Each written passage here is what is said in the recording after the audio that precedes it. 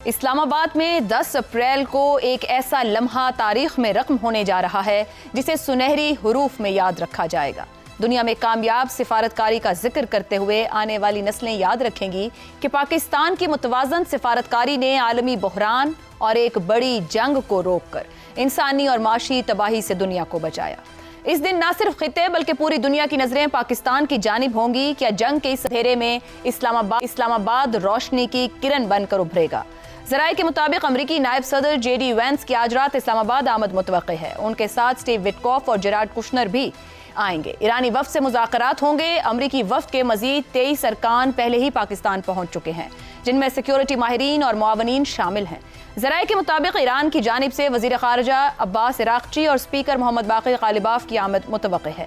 ایران بدھ کے روز 10 نکاتی frame work سامنے لا چکا ہے۔ ایران کے نکات میں امریکی جارحیت نہ کرنے کی ضمانت، اسٹریٹ آف ہرمز پر کنٹرول، تمام محاذوں پر علاقائی جنگ کا خاتمہ، خطے سے امریکی افواج کا انخلاء، جنگی نقصانات کے لیے معاوضہ، جوہری افزودگی کے حق کو تسلیم کرنا، تمام بنیادی پابندیاں ختم کرنا، ثانوی پابندیاں ختم کرنا، IAEA کی ایران مخالف تمام قراردادوں کا خاتمہ اور اقوام متحدہ کی سلامتی کونسل کی ایران مخالف تمام قراردادوں کا خاتمہ شامل ہیں۔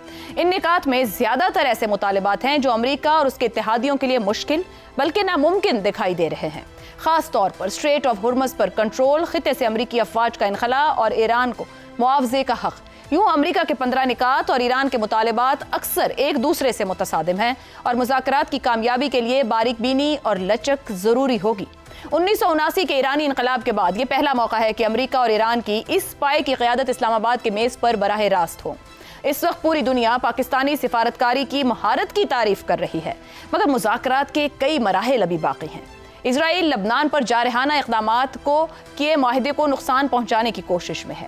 اسی طرح یہ بھی دیکھنا ہوگا کہ امریکی 15 نکات اور ایرانی 10 نکات میں کون سے نکات پر باہمی اتفاق قائم ہو پائے گا۔ کیا اسلام آباد مذاکرات سے خطے میں استحکام قائم ہوگا؟ یہ سوال عالمی سفارتکاری کے لیے اس وقت کا سب سے بڑا سوال ہے۔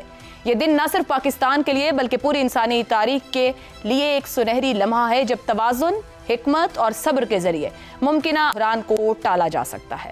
اسلام آباد کے اجلاس کی گونج شاید آئندہ نسلوں تک یاد رکھی جائے اور یہ ثابت کرے کہ سفارتکاری ہی جنگ سے زیادہ مؤثر ثابت ہو سکتی ہے۔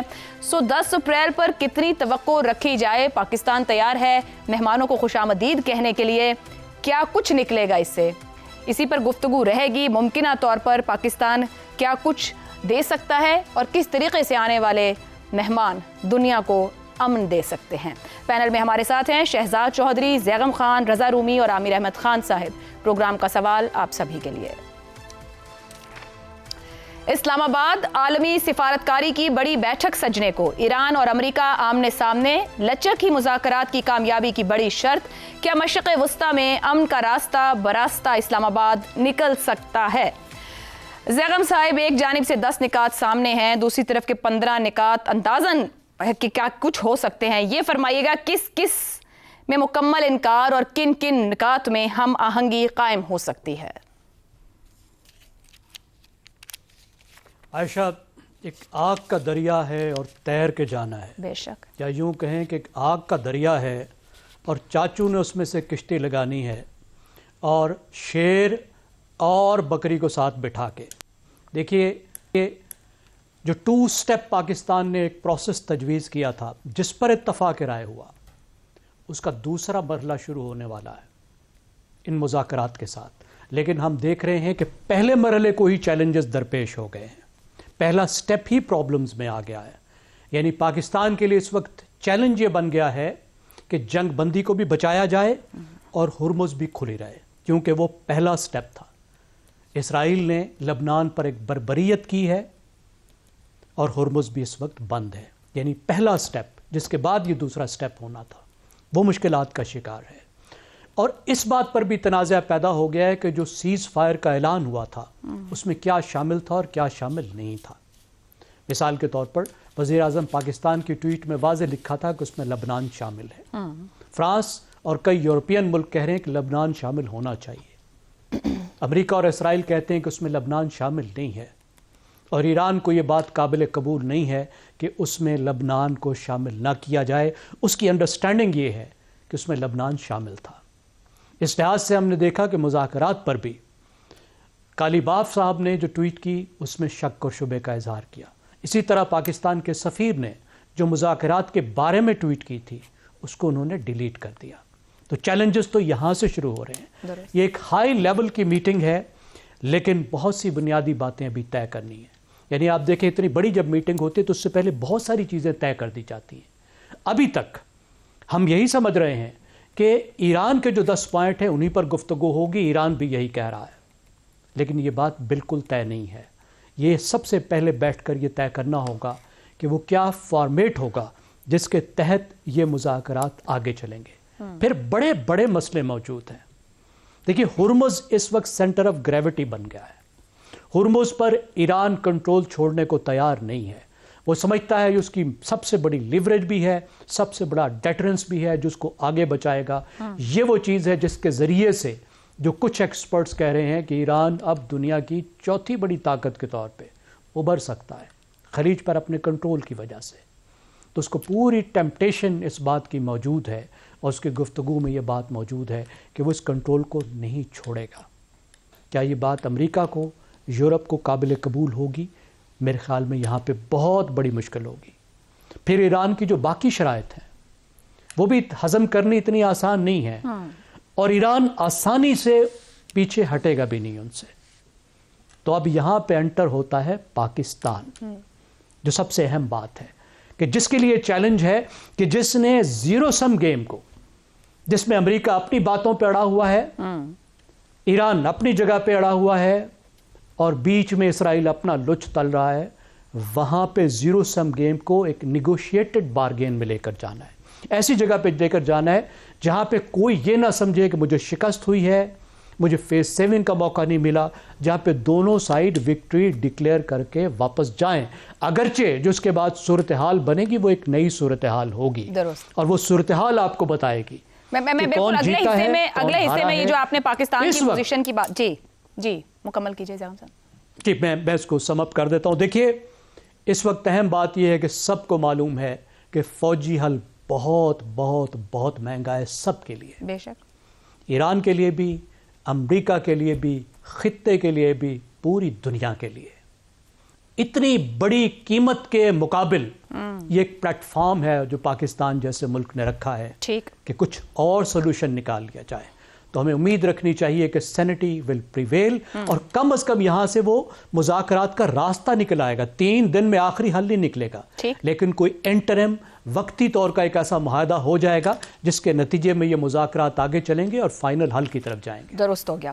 شہزاد چودھری صاحب, اسلام آباد میں ایک ہائی لیول میٹنگ ہونے جا رہی ہے. 10 نکات, 15 نکات, مطالبات, مقاصد سب کو سامنے رکھتے ہوئے آپ کے خیال میں 10 اپریل کو کیا پیمانہ ہوگا یا کس پیمانے کو بریک تھرو کہا جا سکتا ہے کہ ایک انٹری پوائنٹ مل جائے, چاہے پھر چند ہفتوں میں, چند دنوں میں یا مہینوں میں ایک پائیدار امن ملے؟ دیکھیے پہلے تو یہ دیکھ لیتے ہیں کہ وہ کون سی ایسی چیز ہے جو کہ ان مذاکرات کو باوجود اسلام آباد میں اکٹھے ہونے کے باوجود یہ کوئی ایسا رکھنا ڈال دے کہ یہ مذاکرات کا ہی عمل تعطل میں چلا جائے, خدا نخواستہ. اچھا وہ کیا چیز ہوگی؟ وہ یہ ہوگی کہ ایران کہے کہ جب تک آپ اسرائیل کو نہیں روکتے لبنان پہ حملہ کرنے سے اس وقت تک ہم تو بات بھی نہیں کریں گے.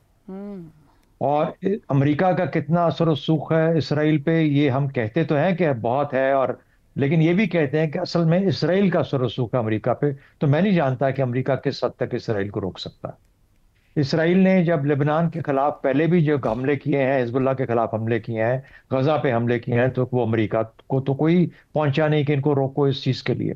تو آج اگر یہ اس بات پہ اڑ جائیں کہ جب تک وہ نہیں رکے گا ہم بات نہیں کریں گے, تو بات ادھر ہی ٹھپ ہو جائے گی, شاید بات آگے چلے بھی نہ. اس کا مطلب کیا ہوا؟ اس کا مطلب ہے کہ لبنان کو اور اسرائیل کو تھوڑی دیر کے لیے باہر رکھنا پڑے گا کمرے سے. جب تک آپ ان دونوں کو باہر نہیں رکھیں گے, آپ یہ امریکہ اور ایران, یہ معاملات امریکہ اور ایران کے بیچ میں ہیں, اسرائیل اور ایران کے بیچ میں نہیں ہے. یہ ڈفرینشیشن کرنی پڑے گی ضروری. ہاں ہم بعد میں جا کے کہہ سکتے ہیں کہ امریکہ اپنا اثر و رسوخ استعمال کرے, یورپ اپنا اثر و رسوخ استعمال کرے اسرائیل پہ اور ان کو روکے ان چیزوں سے. تو لیکن اس کو پہلے ایک طرف کر کے اب آ جائیے امریکہ اور ایران کے بیچ میں کیا معاملات ہو سکتے. آپ نے سوال پوچھا ہے کہ کیا لچک ہی اس کی کنجی ہوگی؟ بالکل بے شک, نیت اور لچک یہ 2 چیزیں, اس کے بغیر تو کوئی مذاکرات مکمل یا کامیاب نہیں ہو پائیں گے. اگر آپ آئے ہی اس نیت کے ساتھ آئیں کہ مذاکرات کیے جائیں تو پھر نیت اچھی ہے اور لچک ہوگی تو مذاکرات کو ہم کامیابی کی طرف یعنی یہ دونوں فریق لے کے جا سکتے ہیں. اب سب سے بڑا مسئلہ کیا ہے؟ امریکہ کیا کیا انٹرسٹ ہے؟ صرف ایران کے ساتھ، ورنہ یہ کوئی جوڑ کے ملک تو نہیں ہے. امریکہ اور ایران کا آپس کا جوڑ تو نہیں ہے. کیا ہی کون سی ایسی پریشانی ہے امریکہ کو کہ وہ ایران کے ساتھ الجھ پڑا؟ نیوکلیئر جوہری طاقت بننے کا خطرہ.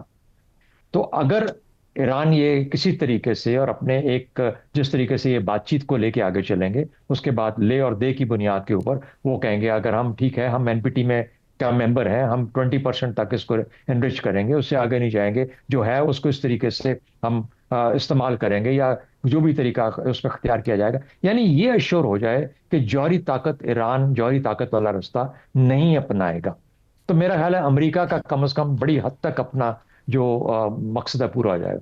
کیا اس کا مطلب ہے کہ ایران کبھی بھی جوہری طاقت نہیں بن پائے گا؟ شاید آگے چل کے بن پائے.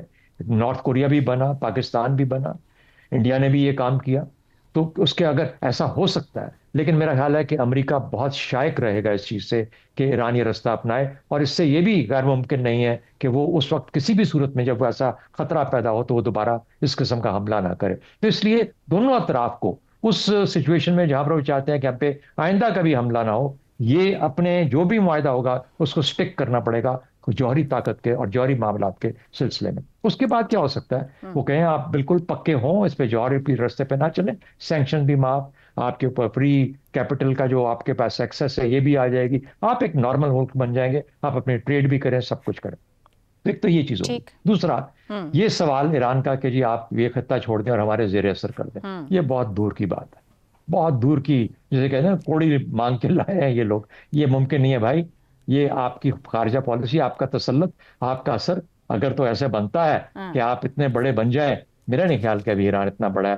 ایران چوتھی طاقت بھی میری نظر میں نہیں بن پا رہا. چوتھی طاقت کیا، ابھی تو بہت لمبا سفر ہے. ابھی تو خلیجی ممالک ہی اس کے خلاف کھڑے ہو گئے ہیں. کل کا حملہ جو تھا وہ کہنے کے مطابق، اب پتہ نہیں سچ ہے یا نہیں، لیکن UAE سے ہوا اس کے اوپر. تو جہاں پر اس قسم کے جو احساسات ہیں وہاں پر کس طریقے سے آپ کہہ سکتے ہیں کہ یہ خطہ چھوڑ جائیے اور میرے زیر اثر چھوڑے. فائنل پوائنٹ ہرمز کا. دیکھیے ہرمز کس کا پانی ہے؟ سویز تو جن کا پانی ہے ان کا ہے نا، یعنی سویز کا تو پانی بنتا ہے. پناما تو پناما والوں کا پناما کینال بنتا ہے. اس میں انہوں نے کون سا پیسہ ڈالا جس کے بعد یہ ہرمز بنا؟ ان کا تو نہیں ہے. یہ انٹرنیشنل اللہ تعالیٰ کا دیا ہوا وہ پانی ہے جو ساری دنیا استعمال کرتی ہے. تو آپ کے زیر تسلط نہیں رہ سکتا. بہرحال اس کو ایک طریقے کے ساتھ تمام لوگوں کو ساتھ ملا کے، ایران کو ساتھ ملا کے، اور اس میں ریپریشن کا معاملہ بھی ہو سکتا ہے کہ ہاں تھوڑا بہت آپ لے لیں، کچھ کریں، عمان کو بھی دیں وغیرہ وغیرہ. یہی ریپریشنز خلیج بھی مانگ رہے ہیں. ایران نے ہمارے حملے کر کے ہم پہ ایسا نقصان کیا کہ ہمیں اس کا معاوضہ چاہیے. تو کہاں تک معاوضے کے کون کون کس کے پورے کرے گا؟ تو مجھے لگتا ہے کہ یہ معاملہ کہیں بیٹھ کے طے کرنا پڑے گا. ہرمز کے اوپر البتہ منیمم کیا ہو سکتا، اگر کچھ بھی اور آگے کے رستے اللہ کرے بنے، اگر کچھ بھی نہ ہوا تو جنگ بندی کے اندر طول ہوگا. مجھے یقین ہے کہ ہوگا اگر ان چیزوں کے اوپر تھوڑا بہت معاملہ بہتر چل سکتا ہے. اور دوسری بات جو ہرمز آئی کسی نہ کسی شکل میں ایران اس کو چلتا رہنے دے گا، کیونکہ یہی دو بنیادی چیزیں ہیں جس کی بنیاد پہ ہم کہتے ہیں کہ مسئلہ حل کی طرف چلا جائے.